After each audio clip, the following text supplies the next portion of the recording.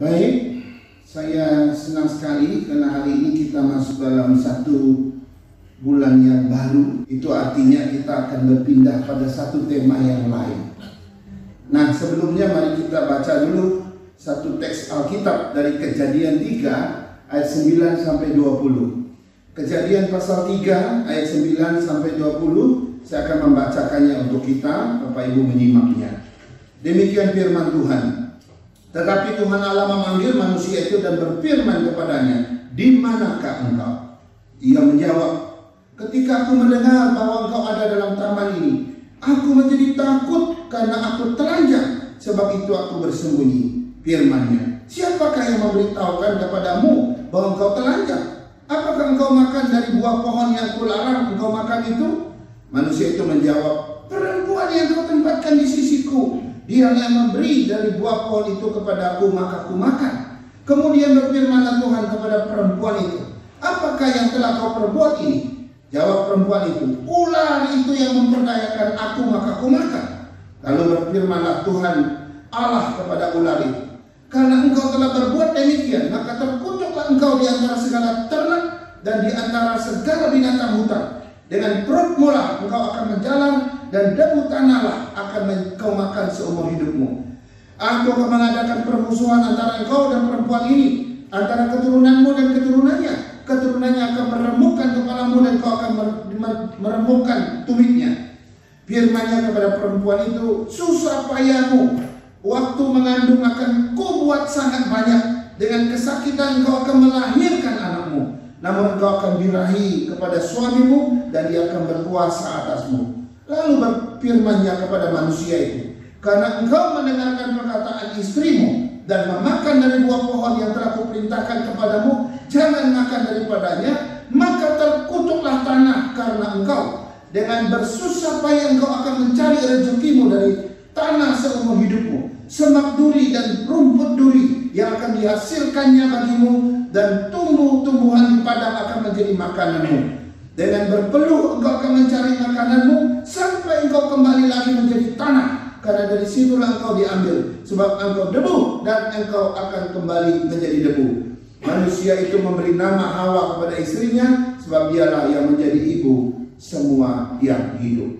Nah, saudara-saudara sekalian, hari ini kita belajar tentang satu tema baru yang bicara tentang penghakiman Allah. Ya, penghakiman Allah.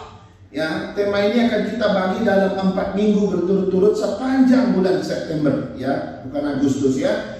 Yang hari ini kita bicara tentang pengertian, nanti minggu kedua tentang penghakiman Tuhan di Sodom Gomora, kita akan lihat penghakiman Tuhan di Mesir, nanti kita juga akan melihat apa artinya penghakiman terakhir. Dan kita akan lihat sepanjang bulan ini bicara tentang penghakiman Tuhan, dan seterusnya. Nah, saya berharap kita tidak kehilangan satu momen pun, supaya setiap firman Tuhan yang dibahas dalam satu bulan itu menjadi satu pengertian pemahaman yang komprehensif, sehingga kita mengerti firman Tuhan makin lengkap dan makin dalam, saudara-saudara. Nah, pertanyaannya sekarang adalah, apakah arti dari penghakiman itu?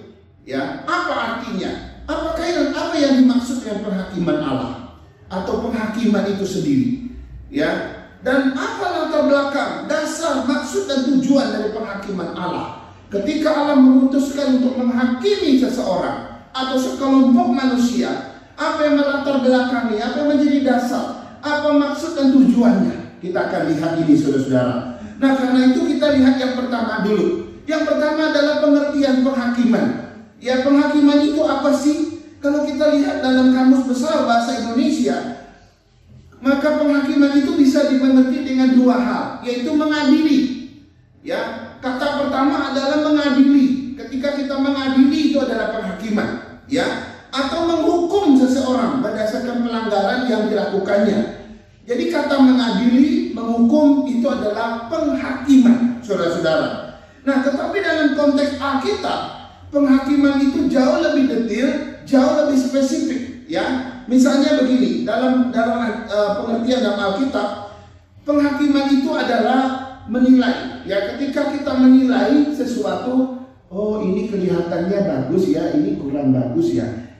Ketika kita menilai dua hal yang berbeda dengan pendapat yang berbeda, itu sudah menghakimi, saudara. Ya, itu arti pertama. Yang kedua, mempertimbangkan. Ketika kau mempertimbangkan, saya mau yang mana ya? Saya pilih kerjaan yang mana ya? Yang di Serpong yang gajinya 20 juta, tapi jauh sekali gitu ya, sehari minggu pun kerja gitu ya. Atau yang dekat rumah gaji cuma 3 juta atau UMP gitu ya, tapi Sabtu nggak kerja, Minggu nggak kerja, masih bisa ke gereja gitu ya. Yang mana ya yang bagus di antara dua ini? Ya, kalau ini cepat kaya sih, kalau ini kapan kayanya gitu ya.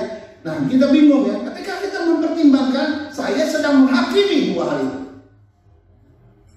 Yang ketiga, yaitu membedakan. Ketika kita membedakan, kita lihat orang ini rambutnya keriting, ini orangnya lurus gitu ya. Kali ini yang kulitnya hitam, ini kulitnya yang putih gitu ya. Lalu kita mulai membanding-bandingkan gitu ya, membeda-bedakan. Itu juga penghakiman. Atau ketika kita mengkritik, pemimpin kita, atasan kita, waktu saya mengkritik dia, menyarankan begini begitu dan kita nggak terima kebijakan dia, itu pun juga sedang menghakimi, saudara-saudara. Wah, biasa ya. Kemudian memisahkan antara benar dan salah. Waktu kita bilang ini benar, ini sesuatu yang benar, kalau ini sesuatu yang salah, nah itu saya sedang menghakimi dua hal itu. Lalu menghukum, mengadili, dan itu sudah pasti jelas, saudara-saudara. Jadi ketika kita menilai sesuatu, kita sedang menghakimi. Ketika kita membedakan, mengkritik, mempertimbangkan, memisahkan baik dan benar, kita sedang menghakimi sesuatu atau penghakiman sedang terjadi. Ya, sifat-sifat orang gitu ya, karakter anak-anak kita. Ini anak kita yang pertama ini nakal ya, gitu ya. Lalu kita cap dia nakal gitu ya, atau dia orangnya aktif. Ini orangnya karakternya kalau dimarahin gak cepet nangis gitu. Tapi yang satu cuma dipelototin aja langsung nangis gitu. Ini lemah nih karakter orang ini. Kita sedang mengadili, kita sedang menghakimi kedua anak kita. Nah, sekarang dalam konteks dengan Tuhan. Dalam konteks dengan Tuhan, saudara-saudara, ya, penghakiman Tuhan artinya apa? Penghakiman Tuhan maksudnya bagaimana? Dalam konteks dengan Tuhan, ya, di mana Tuhan yang mengadili kita atau menghukum umat manusia. Ya, kita lihat di dalam bacaan kita tadi menarik sekali. Ya, ketika tuh Hawa bilang, ular inilah yang memperdayakan aku sehingga aku makan buah pohon itu. Langsung Tuhan mengutuk dia. Terkutuklah engkau, ular dari segala binatang melata dan binatang hutan. Dengan perutmu lah engkau akan berjalan. Dan apa lagi? Debu tanah yang menjadi makananmu. Saudara, yang menarik begini, ya. Ketika Tuhan mengatakan terkutuklah engkau, terkutuklah tanah. Saudara, kata terkutuk itu adalah penghakiman. Tuhan sedang menghakimi mereka. Tuhan sedang mengadili mereka dengan kata terkutuklah. Nah, menarik ya.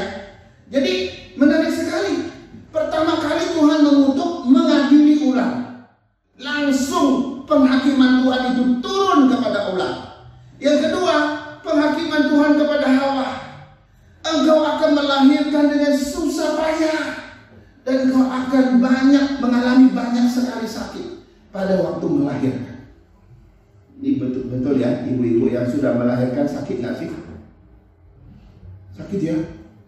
Tapi jangan ngomong besar-besar, soalnya ini ada dua yang sedang menantikan anak mereka, jangan sampai ketakutan gitu ya. Ya, memang itu sudah penghakiman Tuhan kepada perempuan.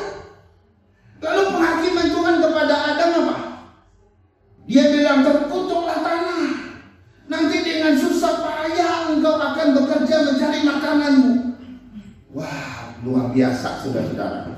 Ya, jadi ini adalah sesuatu yang menarik ya, bahwa yang namanya penghakiman Tuhan itu datang dalam bentuk kutukan, pengadilan, penghukuman dan sebagainya. Nah, kita lihat itu terjadi di dalam Taman Eden. Jadi kalau kita belajar tentang penghakiman Tuhan, peristiwa pertama kali penghakiman Tuhan itu terjadi di Taman Eden kepada manusia pertama yang pernah ada di dunia ini. Sekarang kita lihat yang kedua, saudara. Latar belakang penghakiman Allah. Apa latar belakangnya, saudara-saudara? Ya, kenapa sih Tuhan menghukum manusia? Mengapa Tuhan tidak menghukum binatang-binatang? Pernah nggak kepikir oleh kita? Kenapa Tuhan nggak hukum binatang-binatang. Kenapa Tuhan nggak hukum ternak-ternak? Tidak ada satu catatan pun di dalam Alkitab di mana Tuhan mengadili, Tuhan menghakimi binatang. Tidak ada. Tetapi fakta Alkitab mencatat dari perjanjian lama sampai perjanjian baru, yang dihukum, yang dihakimi cuma satu, yaitu manusia. Karena itu timbul dong pertanyaan, kenapa hanya manusia yang dihakimi? Kenapa makhluk lain tidak? Saudara, ada latar belakangnya. Ya, saya mau kasih tahu. Latar belakangnya menarik sekali. Kita mempelajari, kita menemukan di dalam Alkitab bahwa satu-satunya yang diciptakan menurut gambar dan rupa Allah itu adalah manusia. Binatang tidak pernah diciptakan menurut gambar dan rupanya. Tapi manusialah yang diciptakan menurut gambar dan rupa Allah. Dan manusia diciptakan menurut gambar dan rupa Allah ini, saudara-saudara, itu adalah satu anugerah lebih yang Tuhan kasih kepada manusia, bukan kepada binatang. Dan inilah latar belakang mengapa Allah harus menghakimi manusia. Karena manusia satu-satunya yang dicipta menurut gambar dan rupa Tuhan, saudara-saudara. Kita nggak bisa mengelak. Ya, kalau engkau manusia, engkau tidak bisa mengelak. Di dalam Kejadian 1 ayat 26-27, Tuhan bilang, baiklah kita menjadikan manusia menurut gambar dan rupa Allah, rupa kita. Lalu ayat 27, maka Allah menciptakan manusia itu menurut gambarnya, menurut gambar Allah diciptakan dia laki-laki, dan perempuan diciptakannya mereka. Saudara-saudara, latar belakang inilah yang membuat Allah harus menghakimi manusia. Kenapa? Karena manusia diberikan anugerah lebih oleh Tuhan. Manusia mendapat keistimewaan lebih dari Tuhan, yaitu kita diciptakan menurut gambar dan rupanya. Dan alasan inilah yang Tuhan, maka dia akan menghakimi kita. Saudara, binatang tidak diciptakan seperti dia. Karena itu dia tidak menghakimi binatang dan yang lainnya. Ya, binatang hanya pernah hidup. Dia hidup, dia lahir, dia hidup, kemudian dia makan, dia jadi tua, kemudian akhirnya dia mati. Nah, setelah dia mati, eksistensi binatang itu sudah berakhir. Dia nggak ada lagi. Yang tinggal mungkin tulang belulangnya. Tulang belulang ini menunjukkan bahwa binatang itu pernah ada dan sekarang sudah tidak ada. Nah, setelah mati, binatang tidak ada urusan lagi dengan Tuhan. Tapi beda dengan manusia. Ketika kita mati, roh dan jiwa kita ini masih hidup setelah kematian. Karena itu diciptakan menurut gambar dan rupanya. Karena itu Tuhan harus mengadili, dan setiap orang semua bertanggung jawabkan hidupnya di hadapan Tuhan. Dan inilah alasan mengapa dia harus menghakimi manusia. Saudara, dalam Lukas 12 ayat 48 menjelaskan, dan Yesus berkata begini, orang yang kepadanya sedikit diberi, maka sedikit dituntut. Tetapi orang yang kepadanya banyak diberi, maka kepadanya banyak dituntut. Saudara, prinsip ini jelas ya. Ini nggak hanya bicara soal memberi persembahan loh. Ya, orang yang banyak diberi, sedikit diberi, sedikit dituntut. Tapi orang yang banyak diberi, banyak dituntut. Nah, manusia diberi apa? Manusia diberikan bermacam-macam kenikmatan. Kita bisa menikmati Tuhan dengan segala daya, segala potensi yang Tuhan ciptakan dalam diri kita. Kita bisa mengerti dan memahami seluruhnya dengan segala yang ada pada kita. Dan semua ini adalah kelebihan anugerah yang Tuhan berikan. Maka Tuhan tuntut kita. Tuhan harus menghakimi kita. Saudara-saudara, inilah sebabnya mengapa manusia harus dihakimi.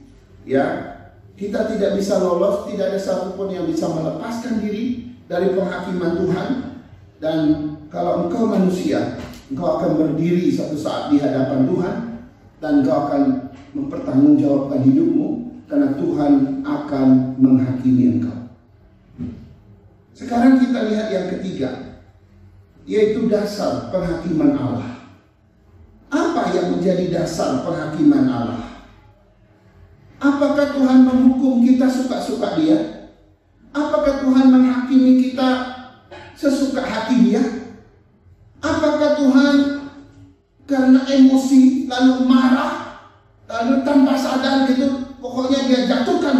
kepada kita seperti itu? Saudara, tidak. Ternyata Tuhan ketika menghakimi manusia, ada semacam dasar, ada semacam alasan yang sangat kuat, saudara-saudara. Nah, kalau kita lihat kejadian di Taman Eden tadi, saudara, Tuhan menghakimi Adam dan Hawa. Itu kenapa? Tuhan menghakimi Adam dan Hawa itu karena mereka melanggar firman Tuhan. Tuhan bilang, buah pohon pengetahuan yang baik dan benar ini kamu tidak boleh makan. Semua yang lain boleh, tapi yang ini jangan.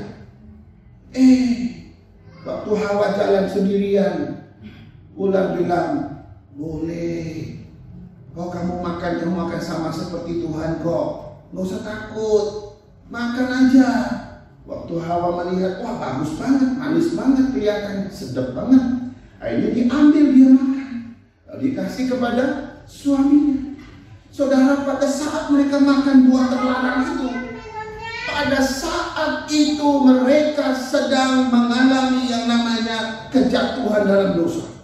Dan pada waktu kejatuhan dalam dosa ini, Tuhan pun menetapkan yang namanya penghukuman atas mereka. Jadi apa alasannya? Apa dasarnya? Saudara-saudara, yang pertama, Tuhan menghukum mereka.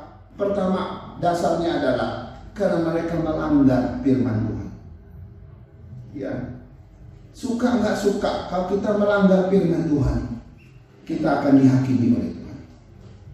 Mungkin hari ini kita merasa, saya nggak melanggar firman Tuhan, Mose. Betul. Bisa saja kau tidak tahu ada firman Tuhan yang melarang ini, melarang itu, karena kau tidak belajar firman. Tapi tetap kita nggak bisa lolos. Ya, kenapa? Karena Tuhan sudah menetapkan penghukuman kepada mereka atas firman. Ketika kita melanggar firman Tuhan, maka Tuhan akan menghakimi kita. Ini dasar pertama. Yang kedua, mereka sudah dicemari, dinajiskan oleh dosa. Saudara, ketika mereka melanggar firman Tuhan, mereka menjadi berdosa. Mereka terjadi lagi pelanggaran kedua. Itu apa? Mereka melanggar kekudusan Tuhan, melanggar kesucian Tuhan. Tuhan yang maha suci, yang maha mulia, maha agung, dan maha kudus ini, Dia tidak toleransi sedikit pun dengan satu titik daripada dosa. Adam dan Hawa telah menceburkan diri mereka ke dalam lumpur dosa. Dan Tuhan tidak bisa terima. Karena itu penghakiman harus terjadi. Ketika Dia menghakimi Hawa, menghakimi Adam, lalu Dia usir mereka dari taman itu. Wow, penghakiman Tuhan luar biasa. Lalu yang ketiga, dasarnya adalah mereka sudah tidak taat lagi kepada Tuhan. Ketaatan mereka telah digadaikan kepada iblis. Mereka yang semula begitu dekat dengan Tuhan, mereka taat kepada Tuhan. Tapi seketika itu terjadi, mereka menggadaikan ketaatan mereka kepada iblis yang menggoda mereka itu.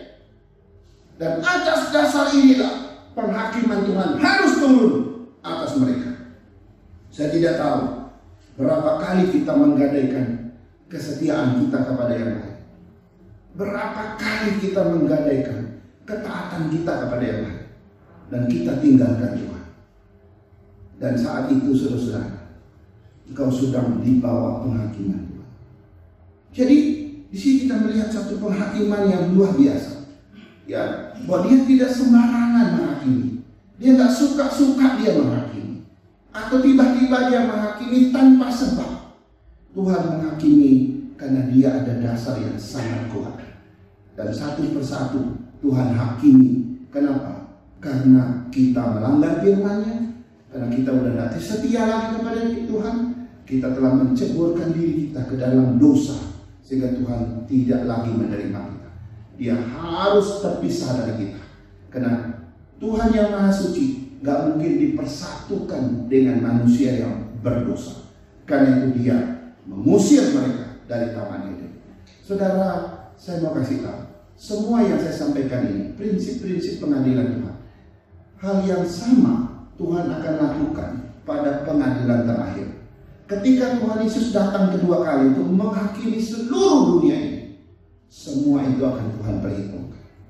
Saudara-saudara, sebelum kita jauh berada sesat di hadapan Tuhan, jauh di hadapan Tuhan, ayo kita kembali.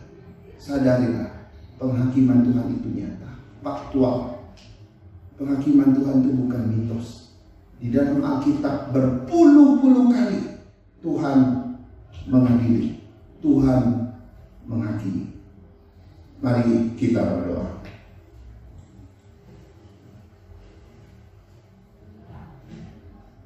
Tuhan, terima kasih.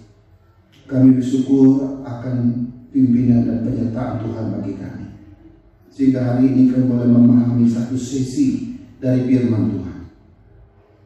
Engkau menghakimi, Engkau menghukum, Engkau mengadili adalah satu fakta yang tercatat dalam Alkitab. Ini bukan satu cerita dongeng atau mitos semata, bukan. Karena itu Tuhan, jauhkanlah kami dari hidup yang sembarangan, hidup yang sembrono, yang tidak taat, yang tidak setia, yang tidak mengindahkan firman Tuhan. Tapi biarlah kami hidup semakin setia, semakin dekat dengan Tuhan. Tuhan, ampunilah segala dosa kami, apa yang pernah kami lakukan. Tuhan, ampuni oleh darah Kristus, biarlah segalanya boleh disucikan kembali, sehingga kami tidak selamanya berada di bawah penghakiman. Berkati firman ini, berkati hamba-Mu dan kami semua. Tanamkan terus kebenaran tentang penghakiman Allah atas hidup kami setiap hari. Di dalam nama Yesus kami berdoa. Amin. Amin.